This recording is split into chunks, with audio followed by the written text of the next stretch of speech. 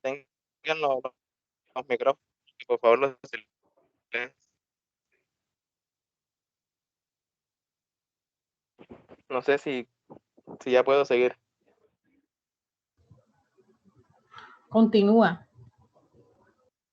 Bueno, entonces vamos a tomar otra vez esta diapositiva, que es con lo que corresponde a la patogenia, pues aquí el desarrollo de la enfermedad va a depender principalmente entre el sistema inmunitario de la persona, del huésped o del germen que está. Algo importante que tener en cuenta es que la capa más interna del corazón, es decir, en este caso el endocardio, en condiciones normales, pues no forma trombo, pero en caso de que se llegue a presentar una lesión en esta capa celular, pues esto corresponde a que allí se formen cúmulos, ya sea de plaquetas, de fibrina, lo que va a servir para que ciertas bacterias se adhieran a esa parte y de esta manera puedan desencadenar esta infección. Además de que hay que tener en cuenta también los flujos anormales y la alta velocidad con que esto se presenta a través de las válvulas auriculoventriculares, que son predisponentes para esta infección. Oscar, por favor, pasa.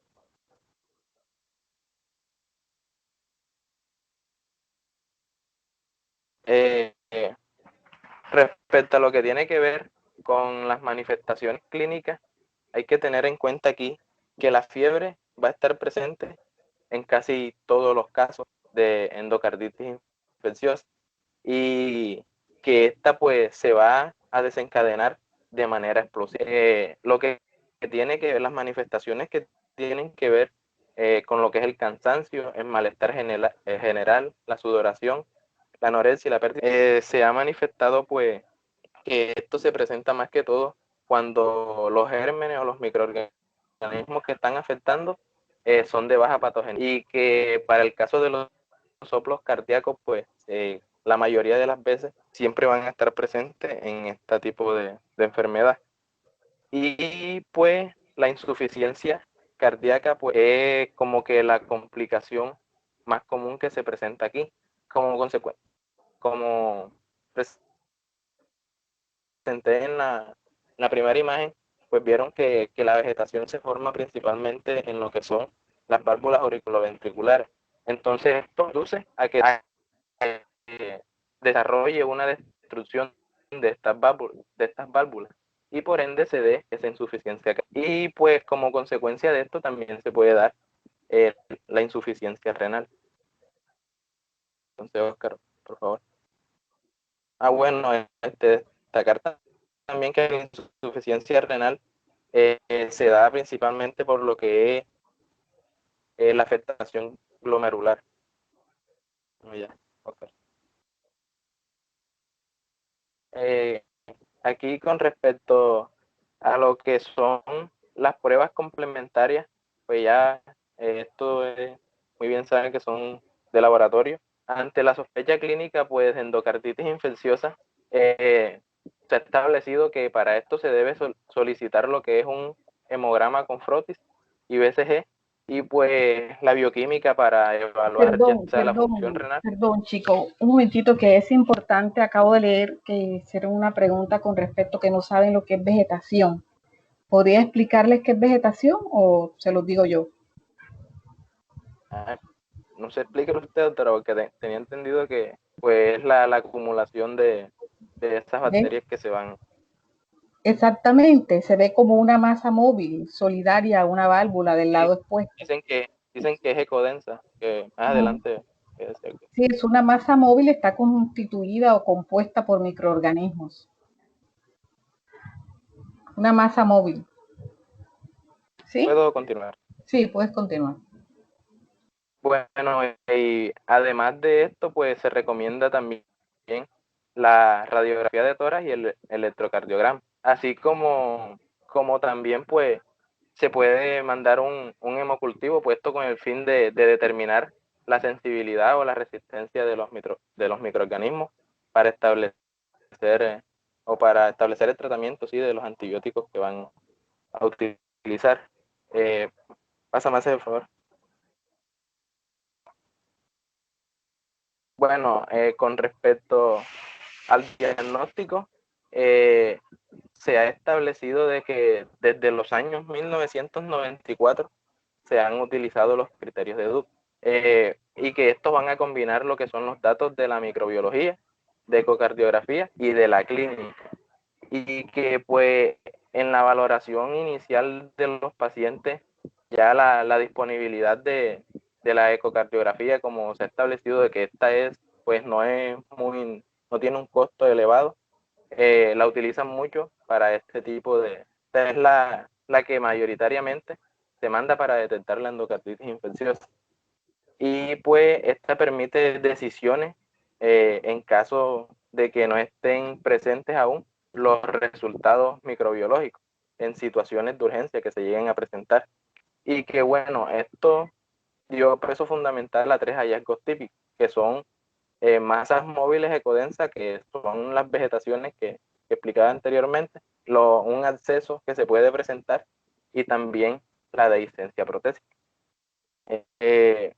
Pues aquí también, sí, resaltar que lo que tiene que ver con las masas móviles ecodensas van a estar ancladas principalmente a las zonas valvulares.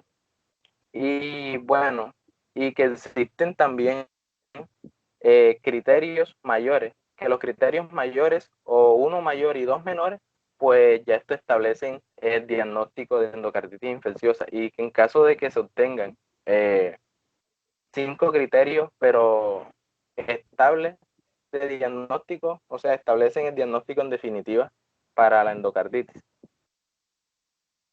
Esto por esa parte. Oscar, me hace el favor. Respecto a lo que tiene que ver con el tratamiento, pues para los que ya vieron el libro se dieron cuenta que eran unas tablas muy amplias, establecían más que todo era la dosis, pero en realidad no, entonces quise resumirlo aquí en esta tabla. Bueno, el tratamiento primero que todo para la endocarditis sobre válvula nativa por Streptococcus viridans y Streptococcus bovis, altamente sensible a penicilina y relativamente resistente a penicilina. Para esto, pues, los tratamientos de elección va a ser penicilina G sódica o ceftriaxona. Bueno, destacar también que erradicar las bacterias en estas estructuras avasculares, como son las vegetaciones, es muy complicado. Y por esta razón, el tratamiento que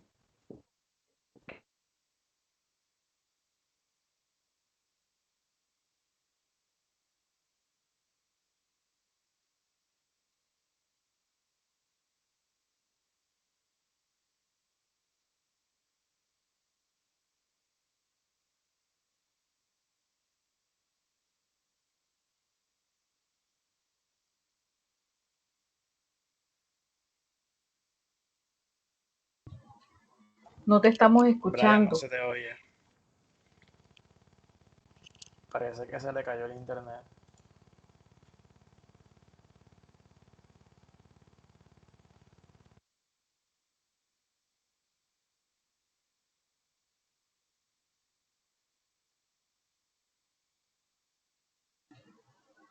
No te escuchamos.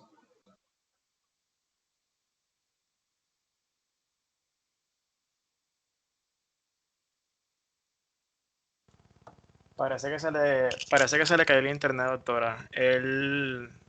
Donde él reside no tiene acceso a internet y él está con sus datos, entonces quizás tuvo un problema con eso. Vamos a esperar a ver, le estoy escribiendo a ver, pero no me llegan los Chicos, mensajes. a ver, ¿me escuchan, chicos? Chicos, ¿me están escuchando? Sí, doctora, sí. Ok. Sí, doctora, se Miren, le escucha. ya le estaba, me imagino que a él le tocaba pues esta parte de endocarditis infecciosa, entonces pues yo voy a hacer las conclusiones, hablarles algo con respecto al tema. Yo siempre los he instado a que en las presentaciones sean como bien específicos, yendo a los puntos que verdaderamente pues le van a servir a ustedes como para ayudar a tener la impresión diagnóstica, a cómo realizar el diagnóstico tratamiento y mirar a ver qué evolución presenta el paciente, si requiere ingreso o no. Entonces, ¿cómo definiríamos nosotros la endocarditis infecciosa? Básico para definirlo es que es una infección intracardíaca. Es activa, de origen bacteriano en la mayoría de los casos. ¿Y cuál sería la lesión más característica? La lesión más característica son las vegetaciones. Y estas vegetaciones pueden localizarse en una o más válvulas cardíacas o involucrar tejidos adyacentes, ¿verdad? Entonces, eso como primera medida, esa definición. Que uno dice, bueno, ¿y cómo llegan? ¿Cómo se da ese proceso de infección? La vía de entrada de los gérmenes al corazón es por vía hematógena y tenemos muchos factores de riesgo. Los factores de riesgo, ¿cuáles serían?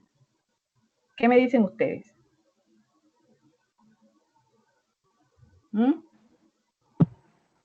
Pues serían principalmente problemas cardiovasculares. Miren, hace unos años era una enfermedad que afectaba principalmente a los adultos con valvulopatía reumática, pero en realidad actualmente compromete con mayor frecuencia a pacientes ancianos con enfermedad valvular previa o con prótesis valvulares. Entonces, miremos ahora varios puntos de vista con respecto a la incidencia. La incidencia en la infancia sigue siendo baja, afecta a pacientes con cardiopatía congénita, pacientes que tengan algún tipo, alguna estenosis, pacientes que tengan algún CIT, sí, una comunicación interventricular. Aquí lo que le quiero yo clasificar por grupo etario es, por ejemplo, si es un niño, lo que yo siempre los he enfocado, ¿qué tipo de paciente es? Si es un niño, entonces dice, ¿por qué podríamos sospechar de una endocarditis infecciosa? Ok, porque el niño tiene alguna cardiopatía congénita y va aumentando con la edad, ¿cierto? Bueno, resulta que el paciente es un paciente de 25 años. Entonces, ¿por qué podría tener un paciente de 25 años una endocarditis infecciosa y no tiene ninguna enfermedad de base cardíaca? Entonces, ustedes piensan, bueno, vamos a relacionarlo con drogadicción. El paciente tiene 45 años, ¿sí? Entonces, aquí, ¿qué tipo de microorganismo podría ser? El típico es el estreptococo del grupo Viridans y en otros mayores de 65 años, en la endocarditis infecciosa del anciano, valvulopatías degenerativas, enfermedades asociadas a la atención en salud de este tipo.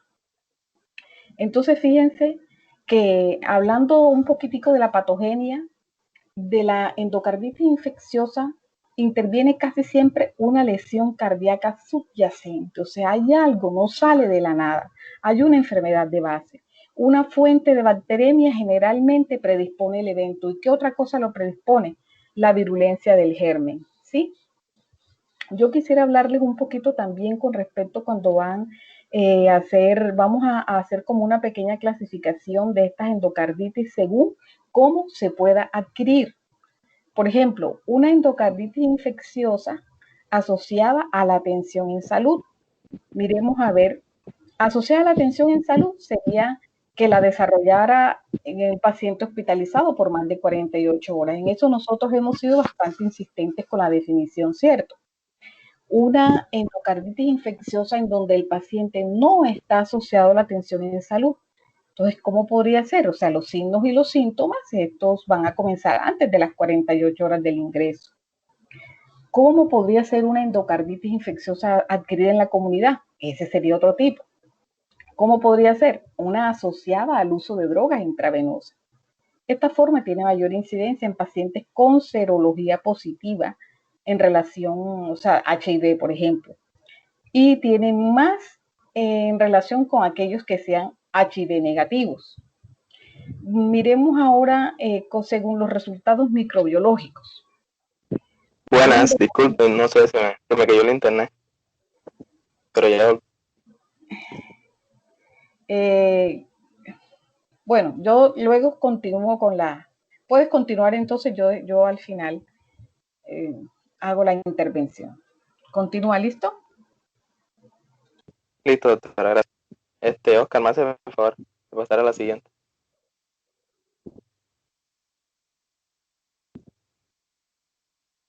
Bueno, respecto a tratamiento pues, de endocarditis ya sobre prótesis, con los mismos microorganismos implicados, pues se ha establecido que la penicilina G sódica o ceftriaxona, ya sea con o sin, puede utilizarse para el tratamiento, pero que la penicilina o la ceftriaxona junto con la gentamicina, según estudios que se han hecho, se ha demostrado que pues que esta no tiene mayores frecuencias de curación y que bueno, la vancomicina se utiliza solo para aquellos pacientes que no van a tolerar lo que es la penicilina o la ceftriaxona.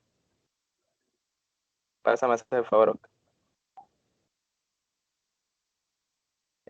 Ya pues, mientras el microorganismo implicado sea el Staphylococcus, ya el tratamiento pues cambia un poco, no mucho. Entonces ya sea sobre válvula nativa o sobre un material protésico que se presente, como pueden observar allí, pues la diferencia pues no tiene mayor diferencia, sino que en el material protésico se suma la rifampicina. Oscar, me hace el favor. Y bueno, estas dos con el fin de, cuando es el microorganismo implicado es el enterococo, pues el tratamiento que se utiliza, aquí puse estas dos tablas con el fin de diferenciar inmediatamente de cuando el microorganismo es resistente a la gentamicina, simplemente se va a cambiar por la streptomicina. Y ya esa parte sería toda allí. Entonces, pues también establecer que esta puede estar dada por diferentes tipos de hongo que bueno, se pueden utilizar en este caso obviamente los antifúngicos y también tratamiento quirúrgico, pero no se ha establecido aún que cuál de los dos es mejor, pero que juntos serían la mejor opción en este caso. Pásame ese favor. Bueno, ya en la endocarditis pues, puede estar dada en otro tipo de población, en este caso como es en consumidores de drogas por vía parenteral, que bueno, esta infección pues es frecuente en el motivo de consulta alrededor de un 60%, pero que realmente en realidad aún no se conoce la incidencia exacta de esta. Y que bueno, también hay que tener en cuenta que es mayor en pacientes positivos para VIH, teniendo en cuenta de que estos pacientes van a estar inmunosuprimidos, pues la mortalidad se va a correlacionar directamente con el grado de inmunosupresión que tenga este paciente en este caso. Pasa aquí, me hace el favor. Bueno, con respecto a la endocarditis en gestación, pues ya se ha establecido que la mayoría de los antibióticos son seguros, como pueden ser, por ejemplo, la penicilina, la amoxicilina, ampicilina, pues no se ha demostrado en realidad que estos tengan complicaciones materno-fetales. Para el caso de los macrólidos, aún pues se estableció que no genera toxicidad aún. Y en los aminoglucósidos, pues estos sí se utilizan en determinados aspectos, en condiciones concretas, porque estos pueden inducir toxicidad en el feto, específicamente en el octavo par. Y respecto a los antifúngicos que generalmente se utiliza el fluconazol, pues no se está utilizando porque dice que este ha tenido efectos teratógenos. Entonces, por esa razón, no se está utilizando. Entonces, pues por esta parte de endocarditis sería todo. A continuación lo dejo con mi compañero. Gracias. Muchachos, quiero complementarles con la parte de los resultados microbiológicos que se pueden esperar en un hemocultivo, ¿cierto? Entonces, para que no les ocurra que no vamos a obtener siempre el 100% de positividad en un hemocultivo. Las endocarditis infecciosas con hemocultivos positivos, esta es la categoría más importante y puede decirse que en el 90% de los casos se da. ¿Cuáles son las bacterias más frecuentes que podemos aislar de ahí? En este orden, así, en este orden. Streptococos, enterococos y estafilococos. Sin embargo, en los países desarrollados está teniendo una mayor incidencia el estafilococo aureus. ¿Por qué creen, muchachos? Sí, en los países más desarrollados donde más consumen drogas, ¿verdad? Drogas intravenosas. Entonces, ahí como que la tendencia cambia un poco. Los estafilococos coagulasa negativos, ellos continúan siendo uno de los agentes contaminantes más frecuentes en los hemocultivos. Y su incidencia en estas endocarditis infecciosas de válvula nativa es mucho menor que el del resto de los microorganismos mencionados. El panorama, cuando ustedes están frente a un panorama, una endocarditis infecciosa con hemocultivos negativos, entonces a pensar, ¿a qué se debió ser? Endocarditis infecciosa debido a tratamiento antibiótico anterior. ¿Sí? Eso puede ser una causa. Se da en pacientes con fiebre inexplicada, que son tratadas antes de realizar hemocultivo y sin tener en cuenta la posibilidad de una endocarditis infecciosa. Otro panorama, endocarditis infecciosa frecuentemente asociada a hemocultivo negativo. Ustedes tienen la sospecha fuerte clínica de que se trata de una endocarditis infecciosa, pero los hemocultivos les dan negativo. Generalmente esto ocurre cuando es provocada por microorganismos que son nutricionalmente más exigentes, son esos microorganismos que no crecen en los medios comunes, como el grupo ACE, ¿sí? Microorganismos como el Haemophilus, Actinobacillus, Cardiobacterium, Eikenella, Klebsiella, Brucella, algunos variantes de Streptococos. Entonces puede ser ese tipo de microorganismos y por eso no les da esos hemocultivos positivos. Otro panorama, una endocarditis infecciosa asociada a hemocultivos constantemente, negativos. Entonces puede ser también, aparte del grupo ASEC, puede ser causado por esos microorganismos intracelulares, como Coxiella burnetii, como Bartonella, como Clamidófila. Puede ser también causado a hongos. Entonces, microorganismos como Brucella, ¿sí? Eso es algo para tener en cuenta. Yo quisiera compartirles a ustedes, antes de que pasen a otro tipo, quisiera compartirles un flujograma. Les voy a compartir la pantalla, que es muy importante para que ustedes pues puedan ayudar en el diagnóstico.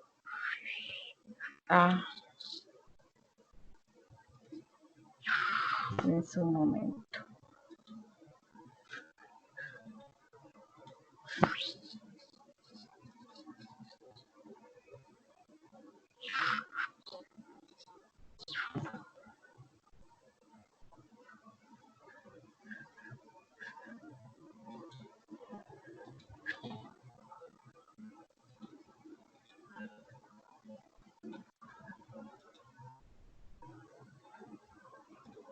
¿Están observando la pantalla?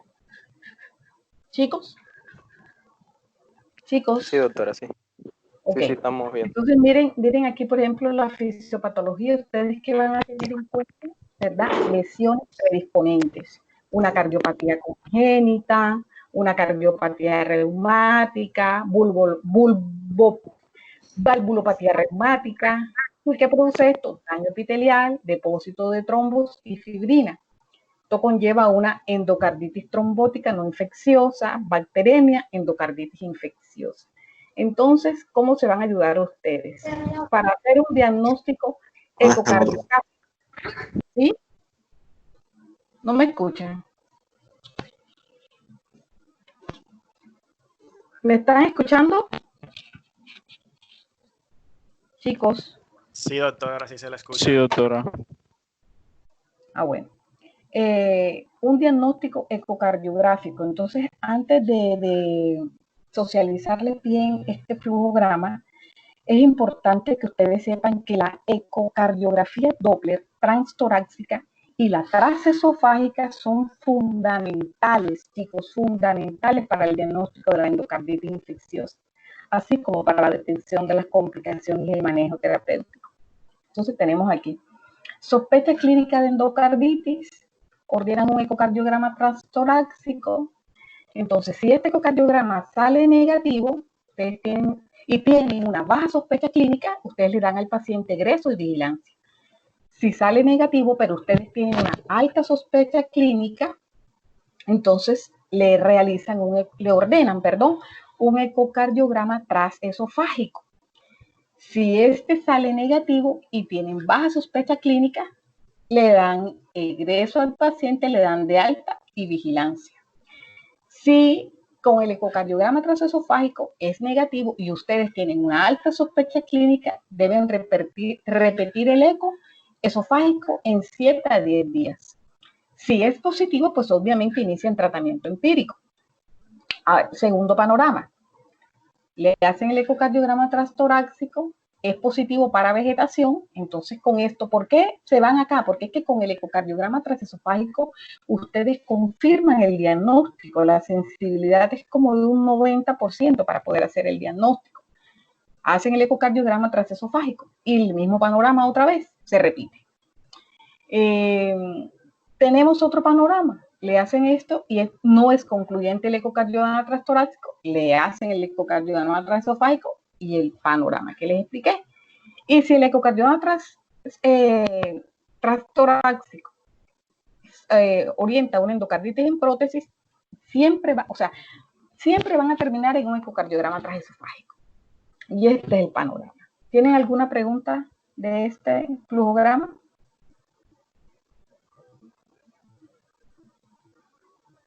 Chicos.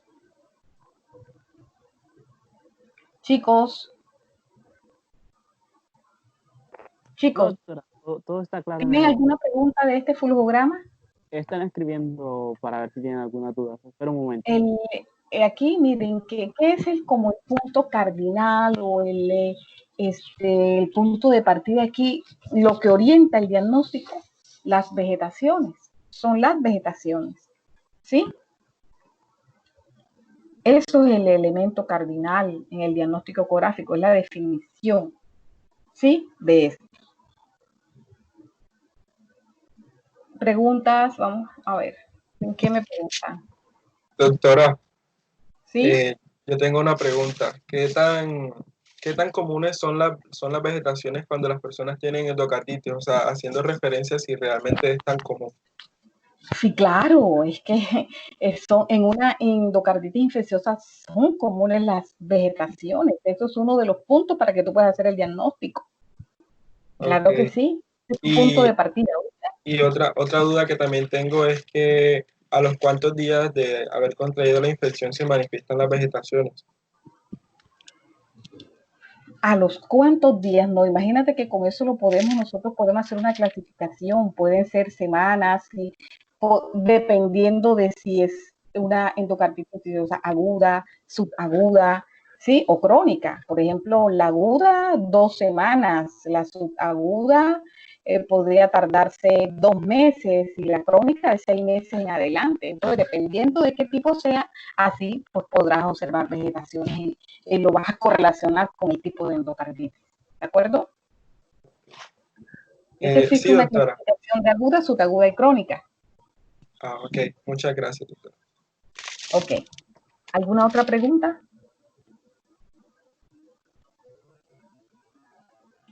Otros hallazgos, por lo menos, que también pueden tener en cuenta en el ecocardiograma son los accesos o dehiscencia de una prótesis valvular.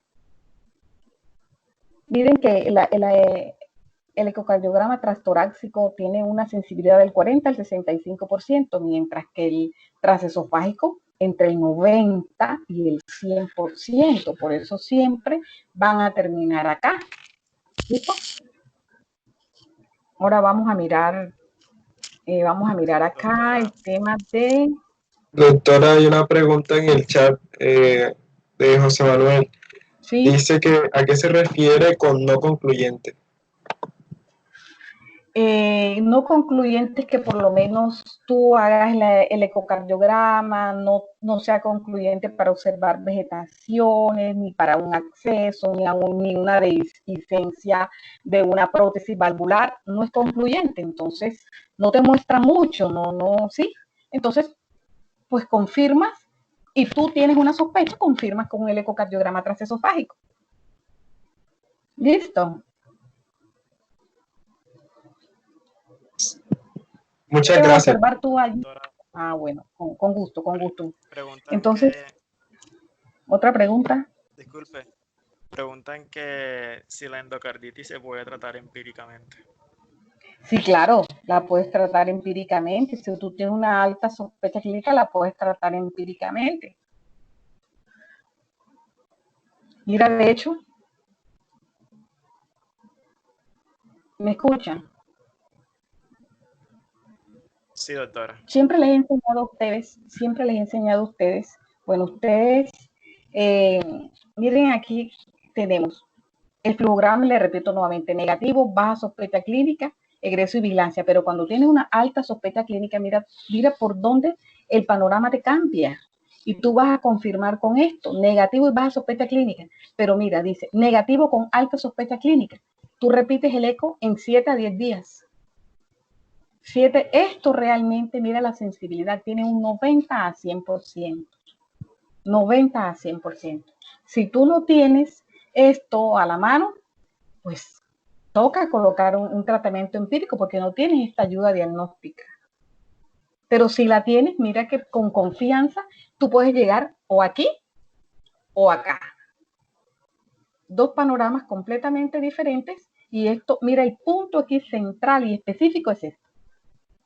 Tiene una alta especificidad y sensibilidad, del 90 al 100%. Estamos. Pero si tú no tienes acceso a esto, tienes una alta sospecha clínica, pues coloca la terapia empírica. ¿Sí? Sí, doctora. Bueno, entonces miremos ahora, este es el diagnóstico ecográfico. ¿Cómo hacer el diagnóstico ecográfico? Ahora vamos a mirar cómo hacer el diagnóstico también con hemocultivos y el tratamiento a la vez. Entonces miremos, tienen una sospecha clínica de endocarditis, ordenan hemocultivos. Si los hemocultivos son negativos, ustedes tienen una evidencia clínica y por eco de endocarditis, si no hay evidencia y tampoco ni clínica ni por ecocardiogramas, entonces vigilancia. Si sí la hay, entonces inician tratamiento empírico y buscan germen. Si lo encuentran, inician tratamiento específico. Si tiene indicación quirúrgica, si tiene cirugía y completan tratamiento. Si no tiene indicación quirúrgica, completan tratamiento. El otro panorama es, los hemocultivos son positivos. Hay evidencia clínica tanto en sintomatología como a través de los ecocardiogramas. Entonces, sí, inician tratamiento. Si no la hay, vigilancia. ¿Alguna pregunta?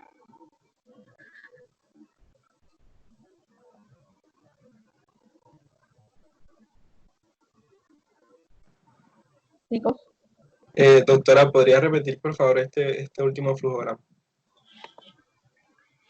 ustedes tienen, dentro de las ayudas diagnósticas que tienen, están los ecocardiogramas, aparte de otras cosas, no, pero las más específicas son ecocardiogramas hemocultivos. Ya les expliqué el flujograma con ecocardiograma, ahora con hemocultivos. Dice, tienen una sospecha clínica, toman hemocultivos, si da negativo y tienen una evidencia clínica y además, o sea, negativo por evidencia clínica y por eco, le hacen una vigilancia. Si no hay evidencia clínica y los ecos están negativos, hacen vigilancia. Si sí tienen evidencia clínica y tienen ecos, entonces inician tratamiento empírico y van a buscar el germen. Pueden tener ahora. Si tiene indicación quirúrgica, o sea, que requiere de una cirugía, si requiere, realizan la cirugía y completan tratamiento. Si no requiere cirugía, completan tratamiento. Y si no tiene indicación quirúrgica, inician tratamiento específico. Si los hemocultivos, eso en dado caso de que tengamos hemocultivos negativos, porque yo les mencioné ahorita, no van a tener el 100%. Los hemocultivos no son aquí la prueba gold standard, no van a tener el 100% de positividad, por lo que yo les acabo de explicar, qué tipo de gérmenes, por ejemplo, enterococos, estafilos, nosotros sí los podemos conseguir, aislar fácilmente, ¿cierto? Pero estos otros tipos de microorganismos que les mencioné, esos microorganismos especiales, grupo AC, microorganismos fastidiosos, no los vamos a aislar tan fácilmente o requieren ya un aislamiento dirigido, ¿sí? Si el hemocultivo es positivo, pues entonces ahí a ustedes se les facilita el diagnóstico. Voy a explicarles algo con respecto al hemocultivo para que le quede más claro. ¿Qué indicaciones deben de tener? Realmente los hemocultivos constituyen el estudio de laboratorio más importante para el diagnóstico de la GIA y de su etiología. Etiología porque vamos a mirar cuál es el microorganismo específico, ¿sí? Esto es un método directo. El ecocardiograma es un método indirecto. Entonces, primero, siempre se deben tomar hemocultivos antes de iniciar el tratamiento antimicrobiano, porque si ustedes lo toman ya con tratamiento, esto puede inhibir el microorganismo. Incluso si utilizan botellas con carbón activado, con inhibidores de antibióticos. Lo recomendable es que soliciten 3 muestras y van a solicitar 3 muestras de diferentes sitios, con un intervalo entre toma y toma de aproximadamente 20 minutos. El volumen de sangre recomendado debe ser entre 7 y 10 mililitros. Menos mililitros, eso disminuye el hecho de que nosotros podamos realizar el aislamiento. ¿Sí? Ustedes también pueden ordenar hemocultivos seriados tanto por días. Ordenan hoy una tanda de 3 y mañana otra tanda de 3. El tiempo de incubación recomendado va a depender. Va a depender si se realiza un procedimiento automatizado, podría ser 5 días. Y si no lo es, esperar hasta 7 días, porque hay organismos fastidiosos que demoran más tiempo en crecer. ¿Sí? ¿Quedó claro?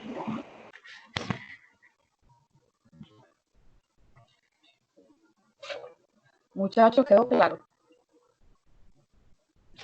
El tratamiento que ustedes dieron allí, ¿por qué ampicilina, gentamicina? Porque miren que en primera instancia están los estreptococos, enterococos. Recuerden que la ampicilina es tratamiento de elección para el enterococo más gentamicina. Eso tiene un efecto sinérgico. Vancomicina también, pensando en estafilococos aureus, que son los gérmenes que con más frecuencia causan la endocarditis infecciosa. ¿Listo? Sí, doctora. Bueno, entonces pueden continuar.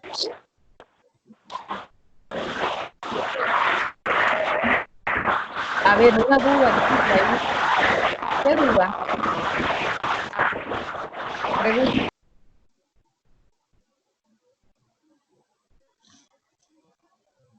¿La vigilancia en qué sería? Es decir, esperar si el paciente se vaya a complicar.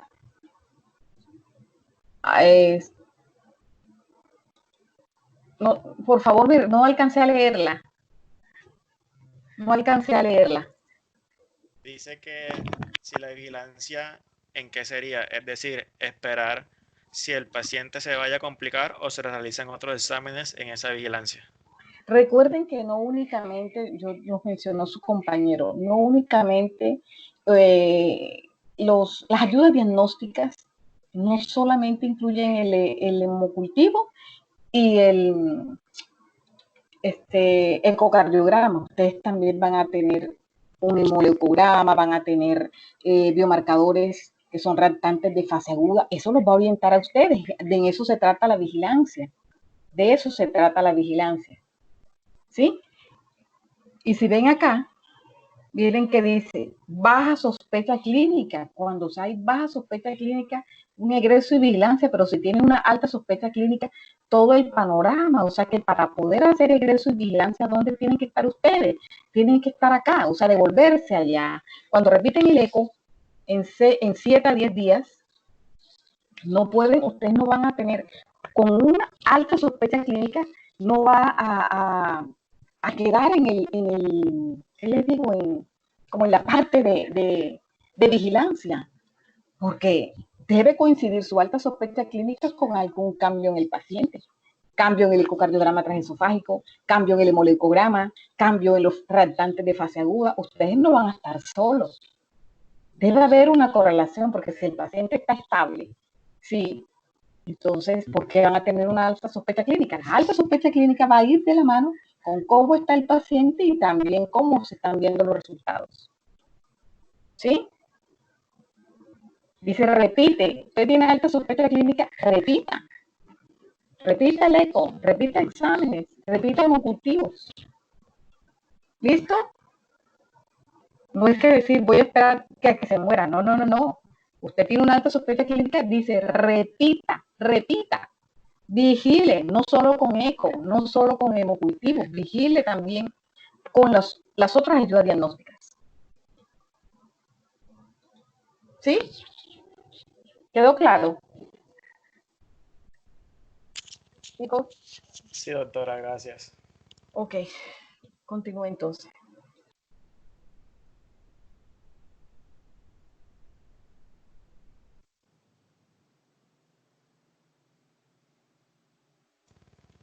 Porfa, me confirman que sí se está viendo la pantalla.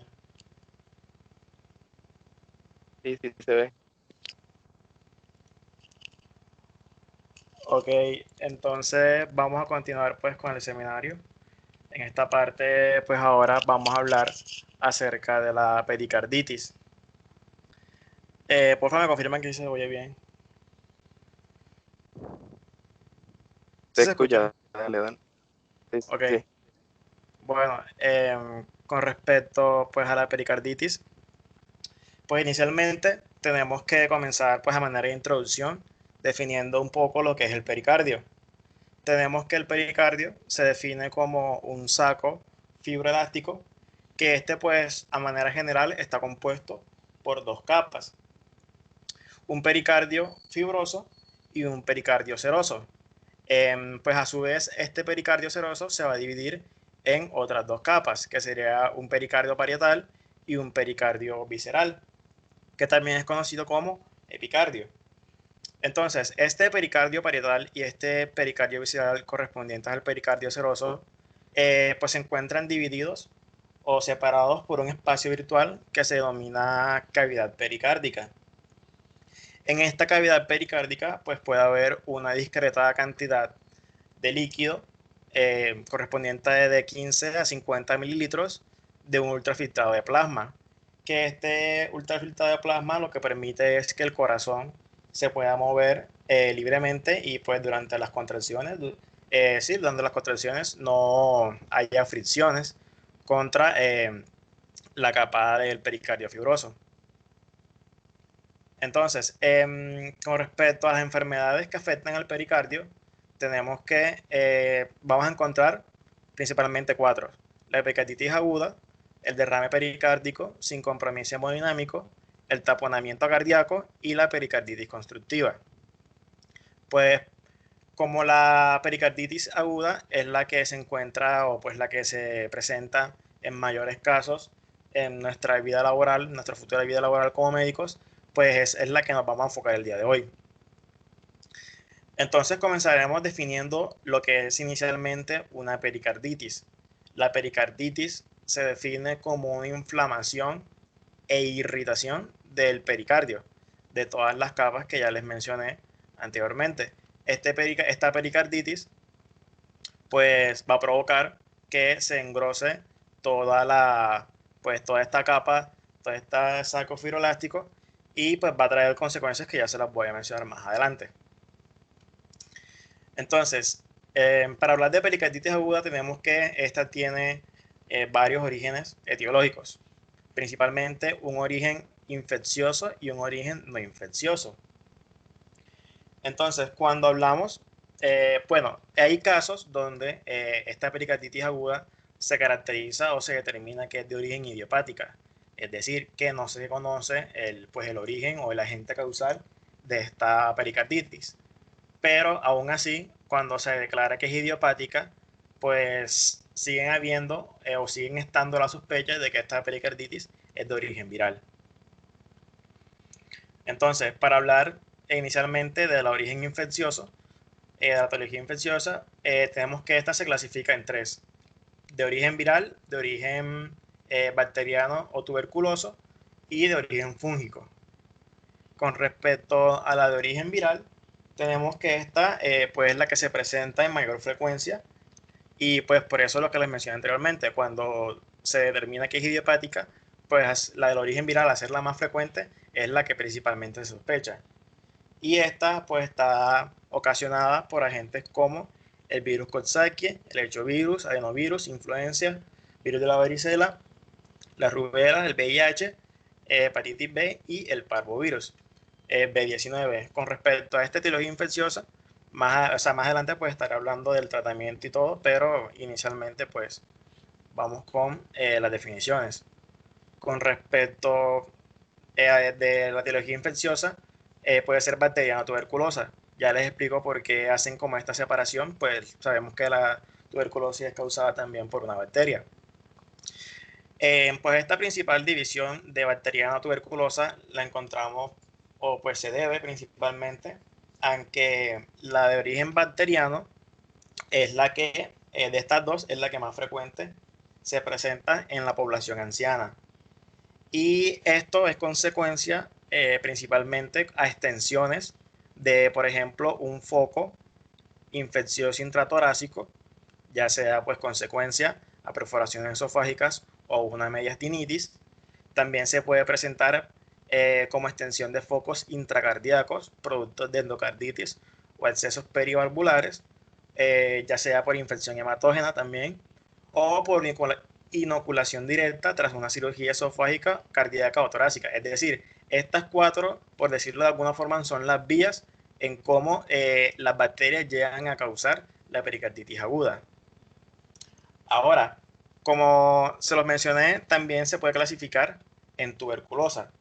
Para hablar de la tuberculosa, pues primeramente en la literatura nos mencionaban que esta tuberculosa se presentaba principalmente o pues con más frecuencia en la población pues que tiene prevalencia de tuberculosis, obviamente. Y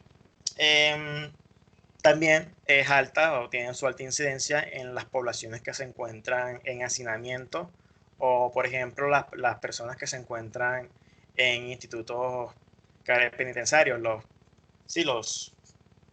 presos, como se dice coloquialmente. Y pues cuando hablamos de una pericarditis de origen tuberculoso, tenemos que se ha descrito que esta se debe principalmente o se sospecha que es una consecuencia a una primera infección oportunista en pacientes con síndrome de inmunodeficiencia humana. Pero de igual forma, en estos pacientes que se han diagnosticado con síndrome de inmunodeficiencia humana, se dice que el principal microorganismo o el más frecuente pues es uno muy atípico para la pericarditis aguda, que vendría siendo la Mycobacteria avium.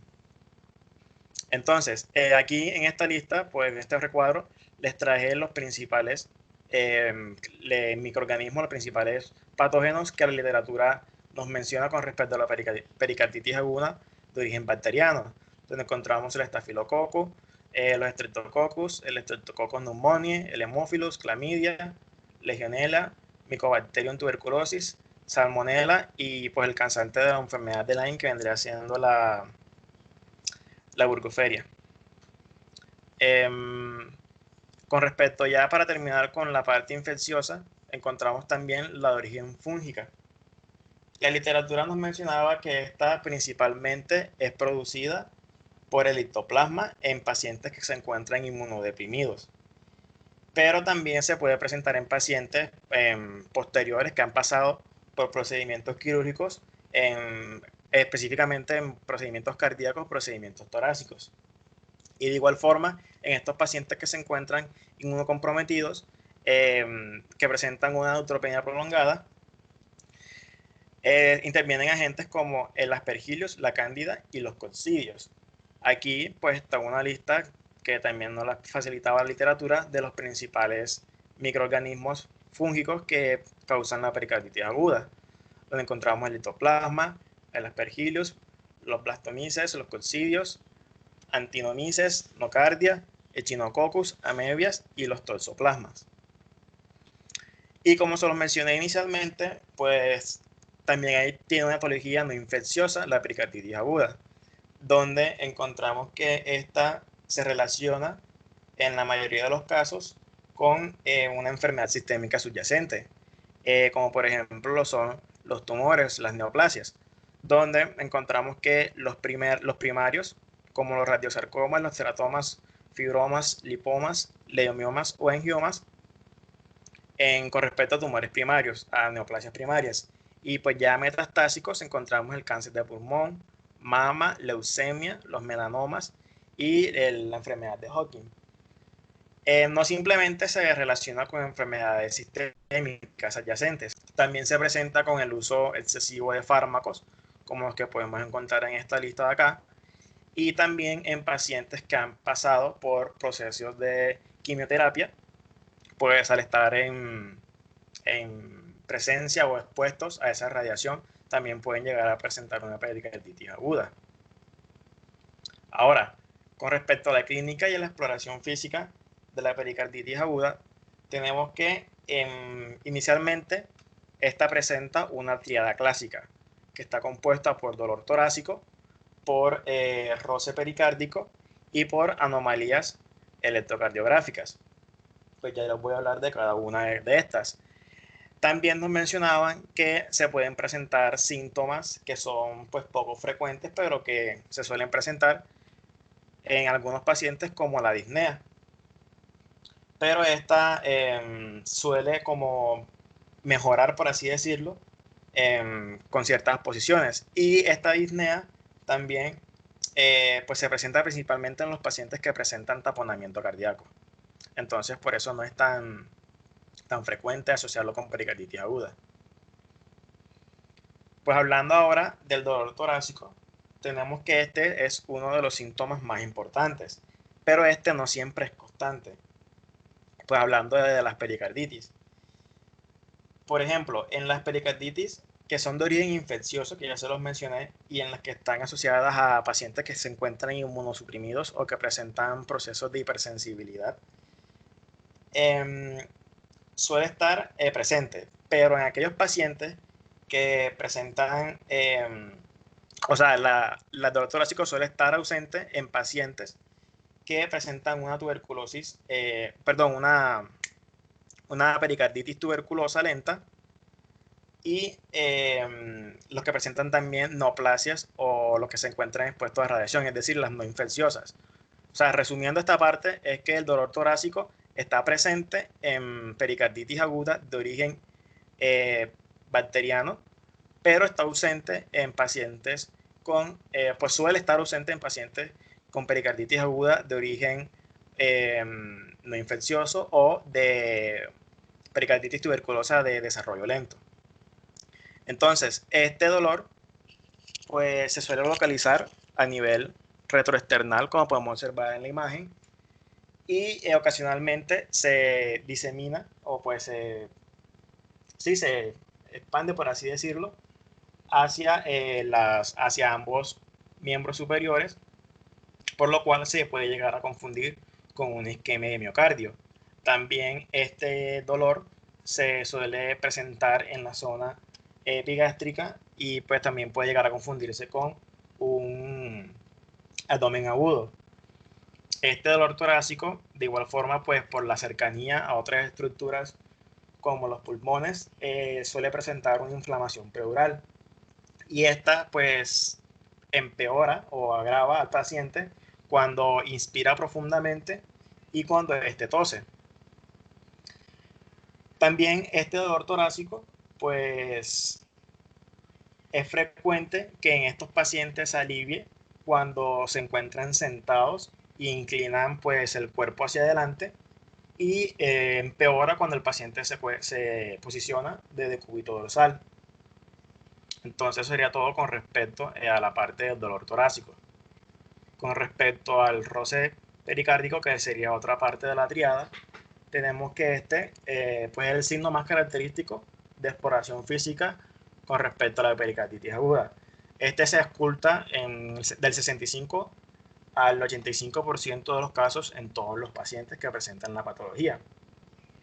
En la literatura lo definen como un ruido alto, rasposo y áspero que se asemeja al ruido producido por la fricción del cuero. Y no simplemente, pues para ocultar este roce pericárdico se debe ejercer una presión firme pues en la caja torácica, específicamente en el borde external inferior izquierdo, como podemos observar en la imagen. Y pues para poder ocultarlo de mejor manera, pues la literatura decía que el paciente se debía encontrar sedado. Pero en caso pues que el paciente no se encuentre sedado, inicialmente se le pide que se incline hacia adelante y pues se ejerce bastante presión en el área que ya les mencioné. Y con respecto a la otra parte de la triada, encontramos pues las alteraciones electrocardiográficas. Inicialmente, pues tenemos que estas alteraciones electrocardiográficas se dividen en 4 fases. En la fase inicial o la fase 1, pues aquí les trajo un electrocardiograma normal y pues uno de un paciente en fase 1. En esta fase 1, la literatura nos mencionaba que esta alteración electrocardiográfica se presenta inicialmente pues a las pocas horas que han iniciado los síntomas. Y esto, pues lo que se va a observar va a ser un ascenso del segmento ST, como podemos observar en la imagen, y va a haber un descenso del segmento PR. Pues podemos observar que acá en el segmento, en un electrocardiograma normal, el segmento PR pues se encuentra neutro, y acá en esta parte pues está negativizándose, hay un breve descenso de este segmento. Con respecto a la fase 2, acá está la fase 1 en comparación con la fase 2, tenemos que la fase 2, esta ocurre o se presenta después de que han transcurrido varios días del inicio de los síntomas. Y esta se va a caracterizar porque se va a normalizar las alteraciones que se encontraban en el segmento ST. Podemos observarlo acá, ya pues no hay ese levantamiento, no está tan picuda, y pues ya observamos una normalización. Y adicionalmente a esto, en esta segunda fase se va a presentar un aplanamiento generalizado de la onda T, como podemos observar en esta parte.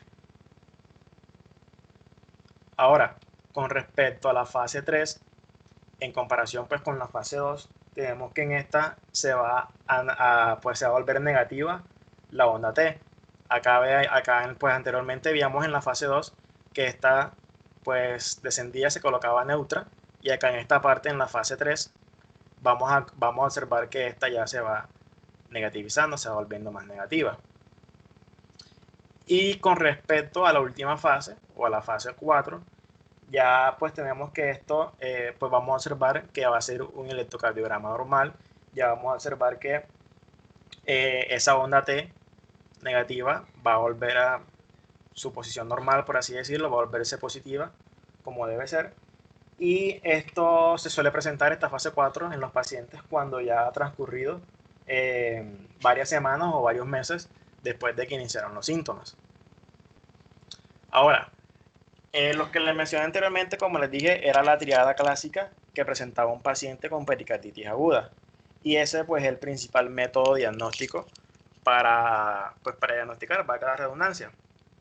Pero aún así, pues la literatura nos especificaba que para un correcto diagnóstico se debe realizar una anamnesis y una exploración física detallada, pues el electrocardiograma, junto con otros exámenes complementarios como la radiografía de tórax, el hemograma, los marcadores cardíacos, PCR y BSG para todos los casos, Pues algo que agregar acá es que en la radiografía de tórax pues nos permite observar si hay un crecimiento de ese corazón a causa de la inflamación de ese pericardio. También pues ordenan hemocultivos en caso de que presente una fiebre mayor de 38 grados o que tenga signos de sepsis. Y también se le ordena una ecocardiografía, que esta pues nos va a permitir determinar si el paciente presenta un exceso de líquido en la cavidad pericárdica o pues si directamente ha presentado un derrame pericárdico. Ahora, para el tratamiento, pues como les mencioné inicialmente, la pericarditis aguda, la principal o la que se presenta con mayor frecuencia es la de etiología viral. Y por esto, pues simplemente se trata la inflamación de ese pericardio y se hace mediante fármacos antiinflamatorios no esteroideos, es decir, los AINES, como el ácido acetilsalicílico, el ibuprofeno o la indometacina. Ahora bien, cuando ese paciente presenta un derrame o un exceso de líquido pericárdico, se procede o se ordena un drenaje de ese líquido. Inicialmente se va a identificar entre 1 o 3 centímetros a un costado del esternón de la apófisis sifoides. Se va a movilizar una vez se ha determinado ese lugar hacia el reborde costal izquierdo y la punción se va a realizar directamente en dirección hacia el hombro para aspirar dicho líquido pericárdico, como podemos observarlos pues, en imágenes didácticas. Entonces, este drenaje de líquido pericárdico pues, nos va a permitir inicialmente, una vez se haya tomado, pues se le va a realizar una tinción de Gram. Y pues como podemos observar en la diapositiva, la literatura nos decía que si en la tinción no se identifican patógenos y se descarta la etiología tuberculosa, se inicia tratamiento antibiótico contra o pues antiestafilocócico y un aminoglucósido. Pero en los pacientes pues que se sospeche que o ya se tenga la certeza de que si es una pericarditis de origen tuberculosa, pues primeramente pues se debe confirmar 100% de que si es una pericarditis tuberculosa. Una vez que esto se haya confirmado, se inicia tratamiento como si se estuviera tratando una tuberculosis pulmonar normal. Y pues eso sería todo con respecto a esta parte de la pericarditis aguda. No sé si la doctora tenga algún aporte, si tengan dudas de igual forma. O sea, ¿terminaste todo de pericarditis? ¿Sí? Sí, doctora. Bueno, la verdad que te felicito, estuvo bien explicadito, de una forma clara, sencilla, pues sintetizando, ¿sí? Ese muchacho que tienen que tener en cuenta es cómo diferenciamos entonces una pericarditis de una endocarditis infecciosa, ¿cierto? El compañero decía que existe una triada, el dolor torácico, el roce pericárdico y las alteraciones electrocardiográficas. Hablando de etiología, él mencionó muchos microorganismos, pero la pericarditis, el 90% de la etiología de la pericarditis es viral, idiopática. Un 10% se encuentran los microorganismos y dentro de estos, Mycobacterium tuberculosis o una micobacteria atípica. Si hablando del tratamiento, fíjense, el tratamiento es completamente diferente. No mencionaste tratamiento con antiinflamatorios, tratamientos con colchicina o tratamientos con corticoides, completamente diferente a una endocarditis infecciosa, ¿sí? Repito, 90% de etiología viral, tratamiento completamente diferente. Con antiinflamatorios, se dice que tiene pueden tratarlo con un ibuprofeno o pueden tratar con ácido acetilsalicílico, prednisolona, colchicina. No sé si tiene alguna pregunta. Chicos.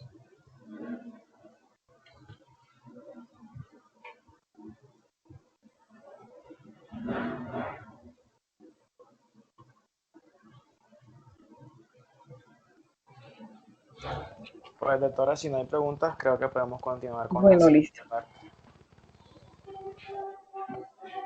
Buenas, ¿se Con escucha? Sí, Bueno, ahora vamos a continuar con la parte de miocarditis. Entonces, empezamos. Ok, por favor, la siguiente. Bueno, principalmente ahora vamos a definir como tal el concepto. Entonces, pues como se podrán imaginar, miocarditis hace pues referencia a la inflamación del miocardio, es decir, lo cardíaco.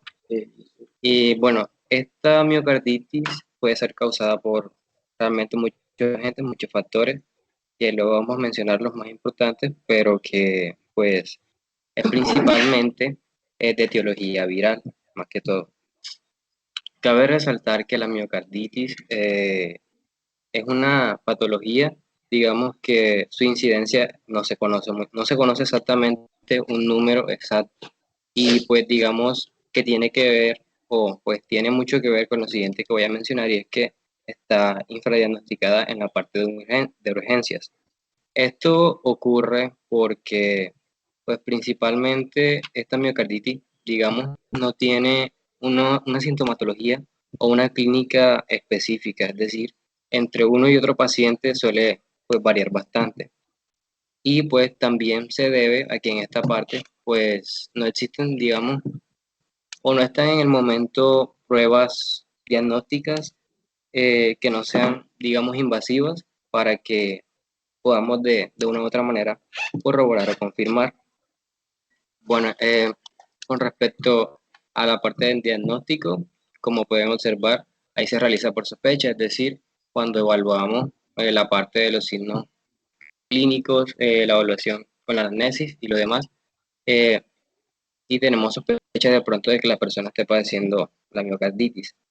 Eh, digamos, en cuanto al pronóstico, por otra parte, bueno, a pesar de esto, digamos que con respecto al diagnóstico, principalmente antes del pronóstico, hay que tener en cuenta de que, bueno, si bien se puede llegar a obtener, digamos, el diagnóstico, estar certero, no suele ser, o sea, así de fácil como suena, porque como les había mencionado anteriormente, muchos pacientes, digamos, tienen una sintomatología muy variable, es decir, en algunos puede presentarse de una manera muy leve, incluso indetectable, y pues suele mejorar pues adecuadamente, sin tratamiento específico así, de manera muy sencilla, y en cambio en otros se puede llegar a manifestar de una forma, o sea, fulminante, por decirlo así, y pues digamos que no se tiene, los médicos no pueden con certeza predecir, digamos, la evolución en ese paciente de la enfermedad y pues sí, y tampoco pues se va a tener, digamos, un tratamiento específico por eso, que sea efectivo. Y pues, pero a pesar de esto, ese número es bastante mínimo. Entonces, la mayoría de los casos, las personas suelen mejorar con un tratamiento sintomático, por lo que el pronóstico es bastante favorable. La siguiente, por Bueno, ahora hablando específicamente de la etiología, hay, como yo les mencioné inicialmente, bueno, la miocarditis es causada por muchos agentes, sean infecciosos o no infecciosos. Dentro de los infecciosos podemos eh, tener en cuenta todos los tipos de microorganismos, ya sean virus, bacterias, hongos, parásitos. Eh, y pues también hay otros factores, digamos, como pueden leer ahí puede estar causada o ser secundaria a enfermedades sistémicas, a fármacos o tóxicos, incluso a radiación, y pues también digamos que tienen que ver o está relacionada con muchas enfermedades autoinmunes, pero principalmente como se mencionó inicialmente es causada por virus en mayor proporción. Y pues esto se alcanza a evidenciar bastante bien en, digamos, en países desarrollados como lo son o lo podrían ser Estados Unidos y países europeos. Bueno, en estos casos, como sabemos, los enterovirus son los que ocasionan más miocarditis dentro del grupo de los virus. Y digamos, de esos enterovirus, el más común es el virus Coxsackie. Hay otros virus que también son virus respiratorios, de influenza, si no estoy mal, A y B, y creo que el HN1, y dentro de otros que también la causan, pero el principal es el Coxsackie.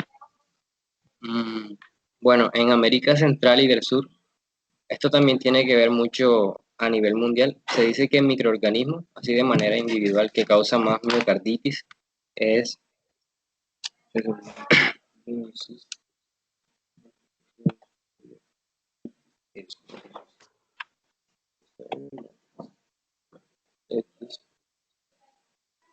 Aló, hola, ¿te escuchas? Sí, está bien, Sí, se te oye. Sí. Sí, puedes seguir. Sí, sí se escucha. Bueno, entonces digamos que como les venía mencionando, no sé si escucharon la última parte, en el mundo como tal, o sea, a nivel global, y pues porque presenta una proporción bastante elevada en los países como América Central y del Sur, donde también nos encontramos nosotros, el Trypanosoma cruzi, que es el que también ocasiona esto de la enfermedad de Chagas, es el principal microorganismo que la ocasiona a nivel mundial. Y pues digamos que como es endémica acá, es bastante común encontrar casos de miocarditis ocasionados ya sea por este. Comúnmente se suele denominar miocarditis primaria cuando, digamos, no se tiene con certeza o no se sabe qué tipo de microorganismo o qué agente está causando la miocarditis. Pero sin embargo, en esos casos, es algo parecido a lo que mencionaron anteriormente, en esos casos se sospecha que sea pues ya sea de origen viral o de pronto que esté relacionado con algún evento autoinmune. La siguiente, pues. Bueno, ahora vamos a hablar como tal de las manifestaciones clínicas.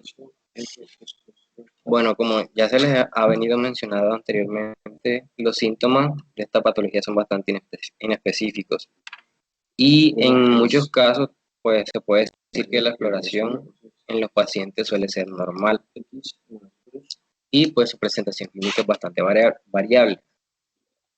Bueno, con respecto para tener en cuenta en la parte de la anamnesis, digamos, así como los antecedentes que suelen presentarse en las personas que tienen miocarditis, es que suelen venir, digamos, con días o semanas anteriormente con un síndrome febril o pseudogripal.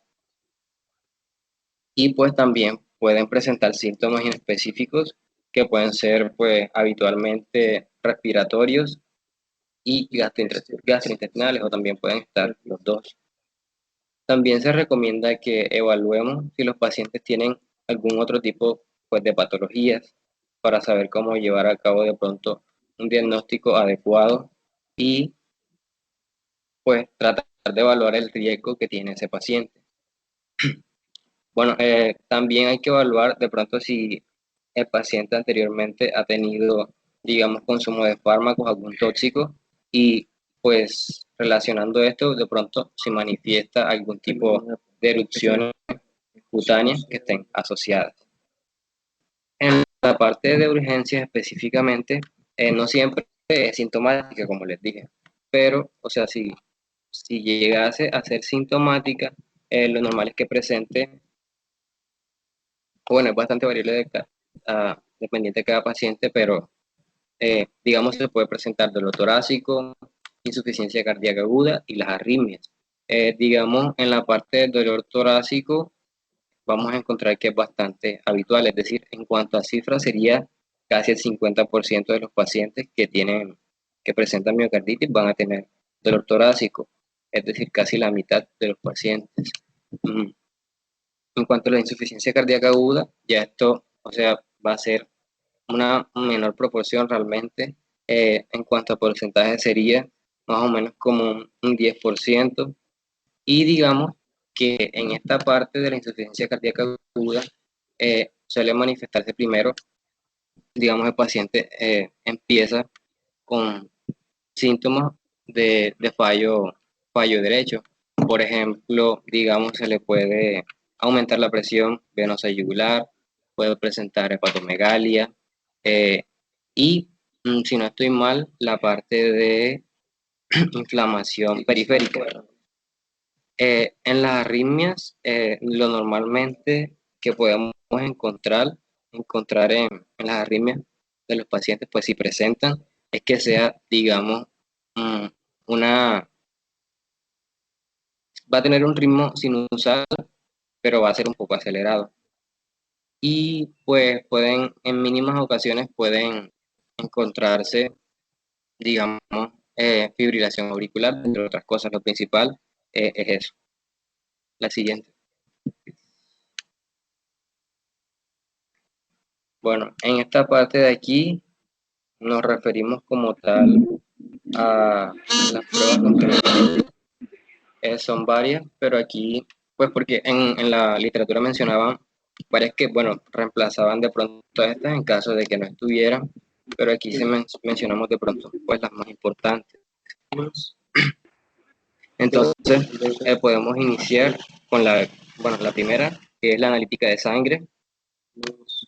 Aquí, básicamente, lo que con esto se puede determinar muy bien que, bueno, si es una miocarditis infecciosa, podríamos determinar qué tipo de agente podría ser. Es decir, con un hemograma de pronto, digamos, evaluar las células que se encuentran de pronto aumentadas o disminuidas.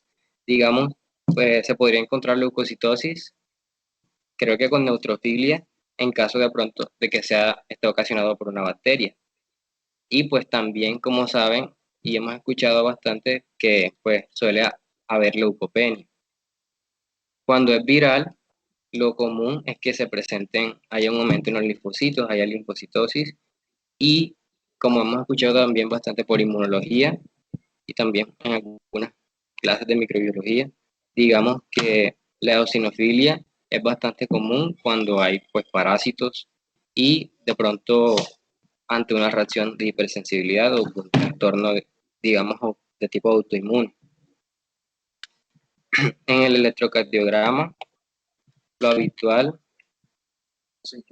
digamos que aquí no son datos de pronto específicos que vayan a ocurrir en cada paciente, pero como les mencioné anteriormente arriba, las personas presentan arritmia, por lo tanto se puede manifestar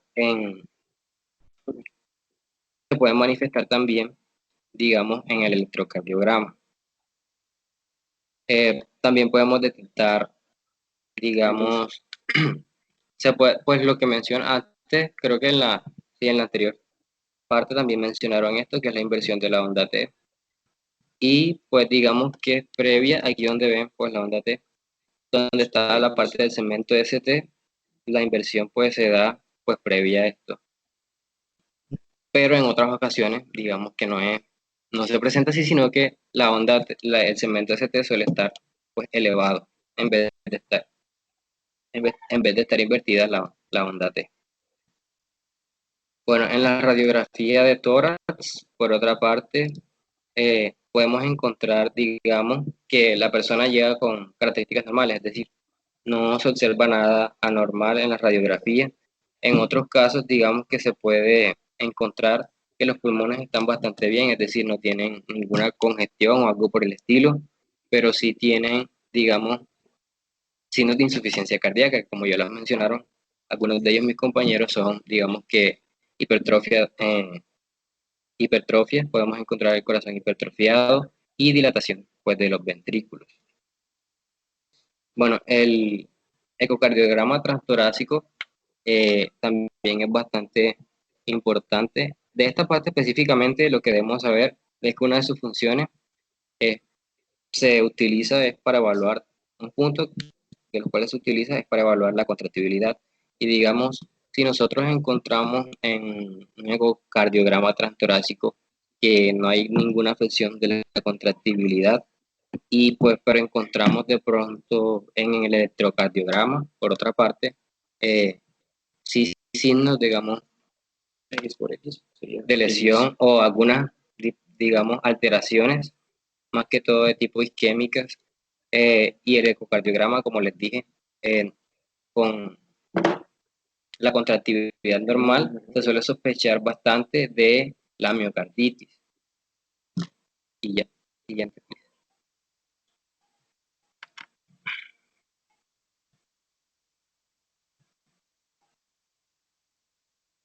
Bueno, bueno, las otras son las pruebas microbiológicas, como ya sabemos, se pueden realizar, digamos, ayudan en la parte de los cultivos. También se puede utilizar la serología para muchos virus y las pruebas, digamos, rápidas. De pronto, creo que no les había mencionado antes, pero digamos, también suele asociarse con VIH, la miocarditis, pero cuando la enfermedad está pues ya bastante avanzada.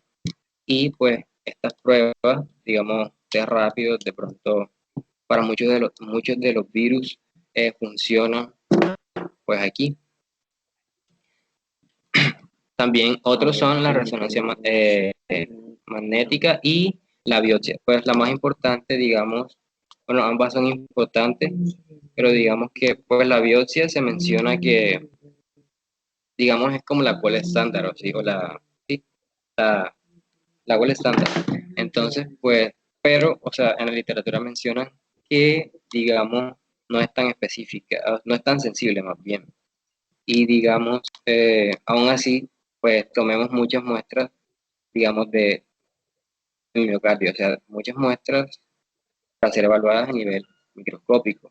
Aún así no tiene una sensibilidad, digamos, demasiado alta, pero sí, con ella es la prueba confirmatoria realmente para estar completamente seguros de que la persona tiene miocarditis. Y hay 3 clasificaciones, no sé si sea pertinente que las diga, pero igual, bueno, digamos que es como una clasificación en 3 puntos que se dice, bueno, el primero es que, bueno, la persona no presenta ninguna afección, entonces no presenta miocarditis. La otra es un tipo de miocarditis que es borderline, que es cuando, pues, la persona si tiene síntomas inflamatorios, se observan las células inflamatorias y hay inflamación en el tejido, pero no hay signos de isquemia ni de necrosis. En cambio, en la miocarditis activa sí se presentan estas, es decir, están las células inflamatorias y también hay necrosis y de pronto degeneración de los miocitos. La siguiente.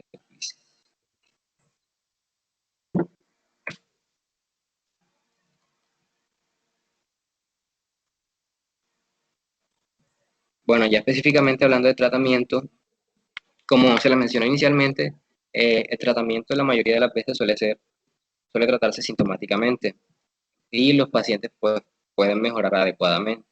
Digamos, hay que tener en cuenta que el tratamiento sintomático se refiere principalmente a que la persona guarde reposo, especialmente si tiene signos, o sea, prominentes de inflamación. El tratamiento como tal para la insuficiencia cardíaca aguda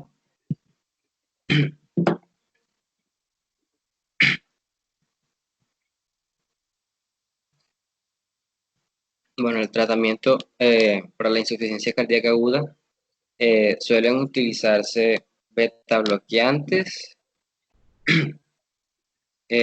y los inhibidores de la enzima, pues no recuerdo muy bien el nombre de la enzima, pero las siglas son las IECAS y pues son los que se utilizan normalmente para la insuficiencia cardíaca aguda, con también pues fármacos habitualmente que se usan allí. Pero pues digamos que los beta bloqueantes y la ICA se relacionan, digamos, al utilizarlos de una manera pues temprana o precoz, se relacionan con un mejor pronóstico. A diferencia de algunos tratamientos que mencionaron anteriormente, aquí, pues en esta parte, se dice que no es recomendable utilizar, digamos, antiinflamatorios no esteroideos o AINES. Digamos que se puede evaluar su uso cuando la miocarditis está en fase tardía y digamos que en casos de miopericarditis, que están implicados en miocardio y pericardio. Bueno, la antimicrobiana es la que podemos observar en la diapositiva, Normalmente en los virus no se recomienda utilizar tratamiento empírico, a excepción de los que podemos observar ahí en la diapositiva. Entonces, a excepción, digamos que está siendo causada o en secundaria a un VIH, entonces en ese caso sí podríamos utilizar antirretrovirales. O por ejemplo en el virus de la gripe, perdón, el oseltamivir, por ejemplo, en el virus herpes, pues que ya lo tenemos bastante claro, se puede utilizar aciclovir, valaciclovir, es decir, el tratamiento que habitualmente usamos para esos virus, para infecciones por esos virus. Si pues nos estamos ocasionando la miocarditis, se puede utilizar el tratamiento, pues ese convencional. Se resalta bastante, como ya les mencioné, la enfermedad, en caso de que sea ocasionada por la enfermedad de Chagas, el benzimidazol. Y bueno, respecto al tratamiento, es todo eso. La siguiente, please.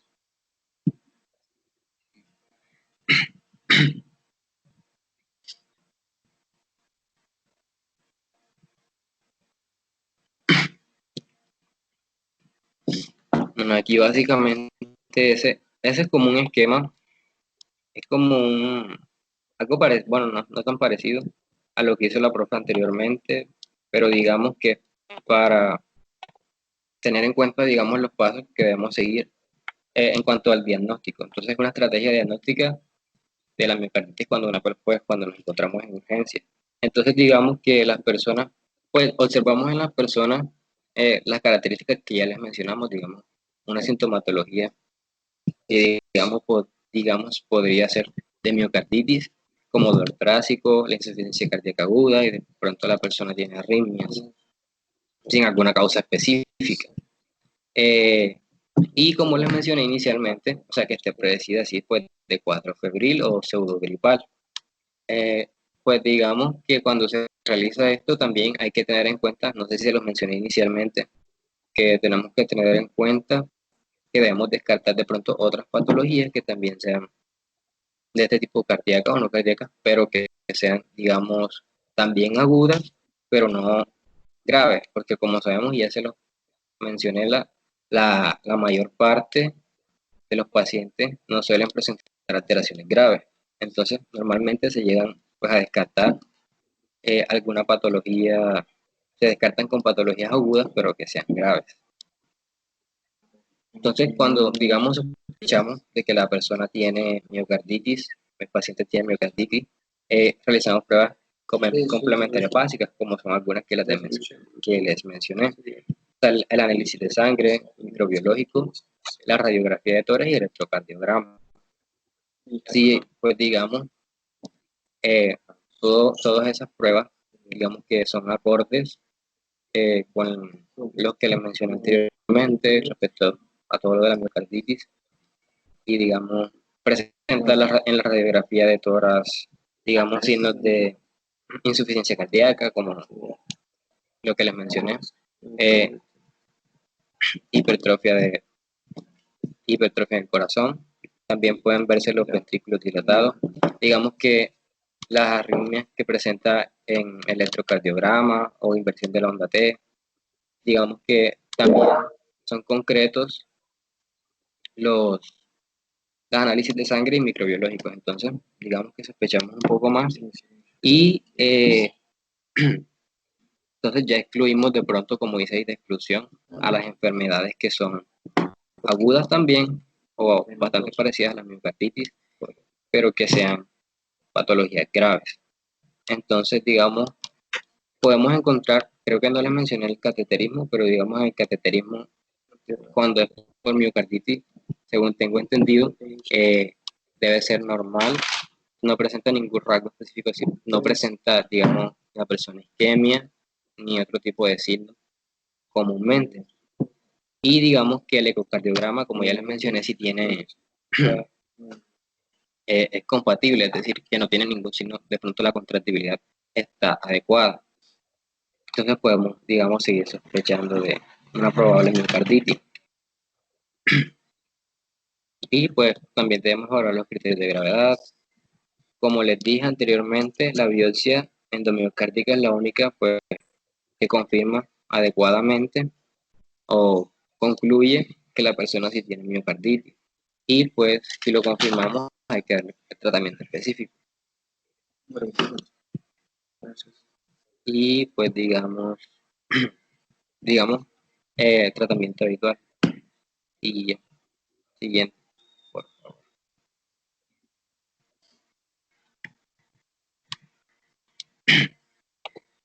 Ya aquí, pues en la parte del pronóstico, como yo les venía diciendo, eh, lo más común es que la persona se recupere espontáneamente o de pronto con el tratamiento sintomático que les mencionamos, que esté en reposo y digamos, si tiene enfermedad celíaca, por ejemplo, no consumir sal, ni consumir gluten, ni nada de esas cosas. O sea, dependiendo de cada paciente, de la historia de cada paciente, el tratamiento se va a llevar a cabo. Y digamos, si utilizamos de pronto en una paciente un tratamiento sintomático, lo más común es que mejore con el tratamiento sintomático. Sin embargo, pues como les había mencionado inicialmente, hay una mínima o una proporción muy baja de pacientes que tienen, digamos, una clínica bastante negativa, por decirlo así, y pues en algunos casos pueden evolucionar a una miocardiopatía dilatada. Lo grave de la miocardiopatía dilatada es que en estos casos, digamos, en los ventrículos, creo que específicamente el que empieza es el izquierdo, suele dilatarse, es decir, suele ensancharse, y digamos que la capacidad de bombear la sangre se pierde. Entonces, por eso es la gravedad que tiene la miocardiopatía dilatada. Entonces, puede llevar incluso a la muerte súbita del paciente. Y pues para los criterios de ingreso, debemos tener en cuenta que pues, si tenemos algún paciente que tengamos pues sospecha de miocarditis, pues debe ser ingresado. Pues con el fin de, como ya se ha mencionado en otras patologías, evaluar, monitorizar y utilizar un tratamiento conjunto a este monitoreo. Y puede seguir haciendo pues, las pruebas confirmatorias. Y ya.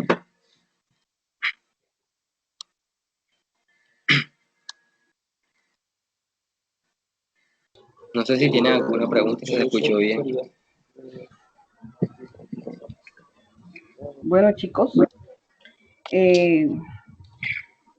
les hago pues algunos aportes con respecto a esto, miocarditis.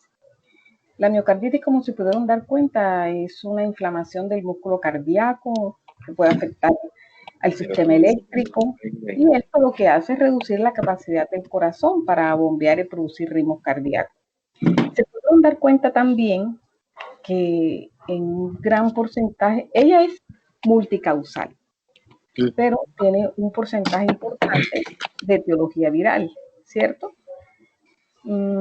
También lo que llama la atención es que no tenemos unas pruebas diagnósticas realmente específicas para poder, unas pruebas diagnósticas concluyentes no las tenemos.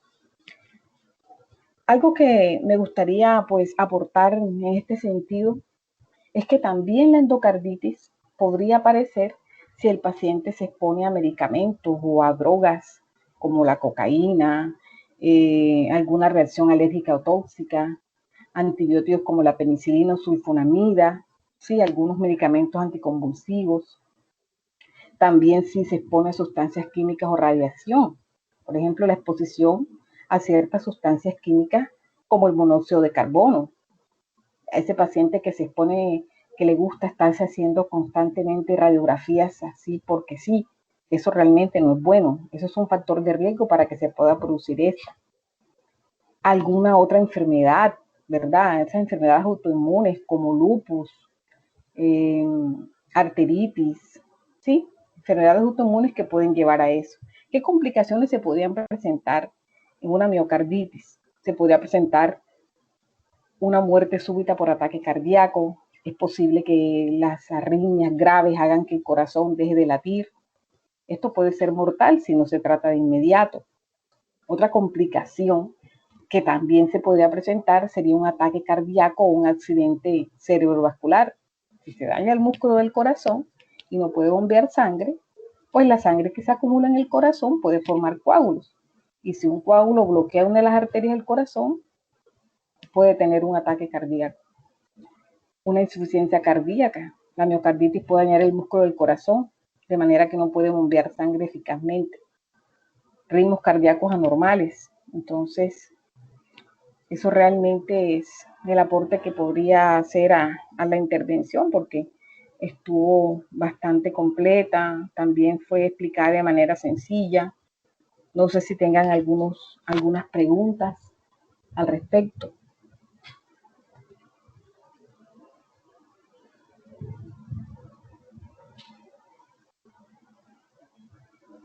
Así es. Puede haber una bacteria. Fíjense que les mencioné que es multicausal. Multicausal. O sea que eso puede ser causado por virus, bacterias. Hay numerosas bacterias que pueden provocar miocarditis. Entre ellas están los estafilococos, estreptococos, el Corynebacterium difteriae. ¿Se acuerdan de la enfermedad de Lyme? Una de las etapas es que produce arritmias al corazón. ¿Sí? Entonces, la enfermedad de Lyme puede producir una miocarditis. Parásitos. Hay parásitos como el Trypanosoma cruzi, el Toxoplasma, incluso algunos transmitidos por insectos que pueden causar miocarditis. Los hongos. Es multicausal realmente. La miocarditis es multicausal. Les reitero que aunque tiene un gran porcentaje de etiología viral, pues puede ser causada por todas estos que le mencioné.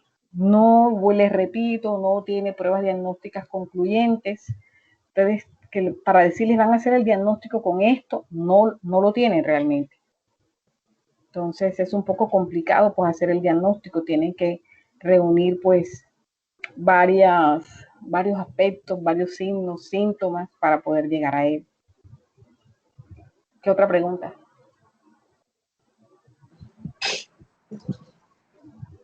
Doctora, yo tengo una duda. La miocarditis que es causada por el virus Coxsackie es la misma, o sea, ese virus es el mismo que produce la enfermedad de manos, pies y boca. El mismo que produce la enfermedad de manos, pies y bocas. Sí, señora. Coxsackie A, Coxsackie B, sí. Y siendo así, entonces, ¿cómo sería, digamos, la vía de entrada para que se produzca una u otra enfermedad la serología, o la cepa del virus es diferente o es la misma? Siempre yo les he mencionado, nosotros podemos hablar de un Staphylococcus aureus. Vamos a tomar eso que es el más común. Un Staphylococcus aureus, el Staphylococcus aureus, un 5% de Staphylococcus aureus tiene toxinas, tiene leucocidinas en las tasas, ¿sí? ¿Cómo las adquieren? Por mutación, las adquieren por un transposón de diferentes formas y eso lo hace más virulento. ¿Que todas las cepas los produzcan? No. El Corynebacterium difteriae. Corynebacterium difteriae, solamente un 5% del Corynebacterium difteriae que tenemos nosotros en boca no puede causar una difteria, ¿sí? Porque no produce la toxina. Entonces, no significa que todos tengan la capacidad de hacerlo. Eso también, o sea, uno, de la virulencia del germen y dos, del sistema inmunológico del paciente. La vía por la que llega, hematógena.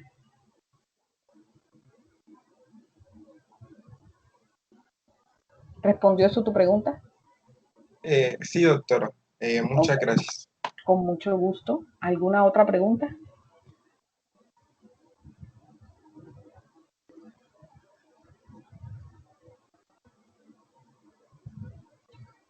¿No hay preguntas? Bueno, chicos, entonces nos vemos en la próxima clase. El tema que toca para la próxima clase, si no me equivoco, son las infecciones genitourinarias. Corríjanme, por favor, si no es así.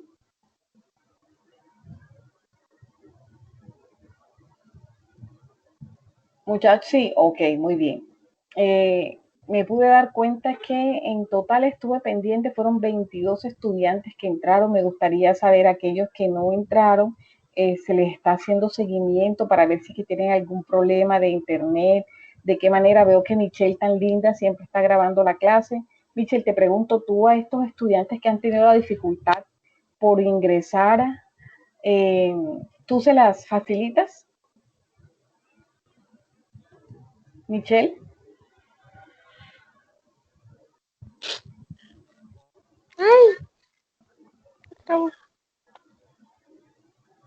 Michelle.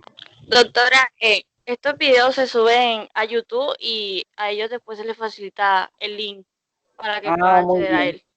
De todas formas, sí, pues que se comuniquen conmigo, me escriban o algo. Jonathan, me pasas la listita para ver por qué no pudieron estar en esta charla, ¿de acuerdo?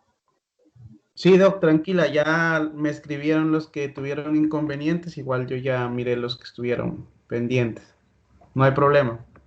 Y igual subo el video a YouTube también. Bueno, me están diciendo que en realidad hay 35. 37, Okay. 37. Sí, yo los tengo registrados. Bueno, muy bien. Entonces, chicos, yo les deseo que tengan una feliz tarde, se cuidan mucho, cualquier cosa, ya ustedes saben que pues siempre estoy dispuesta a atenderlos en lo que necesiten, ¿de acuerdo? Listo, Doc, gracias, muy amable. Bueno, se cuidan. Chaito. Bueno, gracias. Con mucho gusto.